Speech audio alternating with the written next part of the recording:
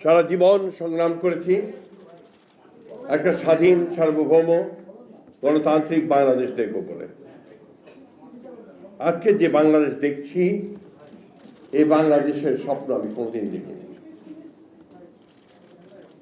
প্রিয় সহকর্মীরা, অত্যন্ত পরিষ্কার, এখানে খুব কথা বলার কিছু নেই।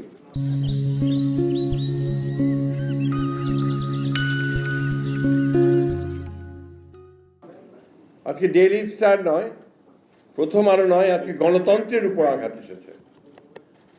আমার স্বাধীনভাবে চিন্তা করার যে অধিকার, আমার কথা বলার যে অধিকার, তারপরে আবার আঘাত এসেছে। জুলাই যুদ্ধের উপর আঘাত এসেছে, কারণ জুলাই যুদ্ধ ছিল এই দেশের মানুষের অধিকার প্রতিষ্ঠার যুদ্ধ। আজকে সেই জায়গায় আঘাত এসেছে।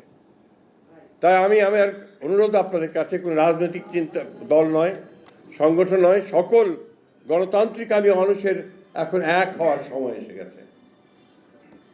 আমরা যারা অন্ধকার থেকে আলোতে আসতে চাই, আমরা যারা আমাদের বাংলাদেশকে সত্যিকার অর্থেই একটা স্বাধীন সার্বভৌম গণতান্ত্রিক বাংলাদেশ হিসেবে দেখতে চাই, তাদেরকে আজকে শুধু সচেতন হলে চলবে না, রুখে দাঁড়াতে হবে।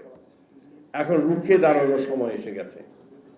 আমি আপনাদের আহ্বান জানাবো, শুধু এখানে এসে একাত্মতা ঘোষণা করা নয়, মানববন্ধন করে সংহতি প্রকাশ করা নয়, আজকে সর্বক্ষেত্রে সর্বশক্তি নিয়ে আপনারা যারা বাংলাদেশকে ভালোবাসেন তারা সবাই ঐক্যবদ্ধ হন।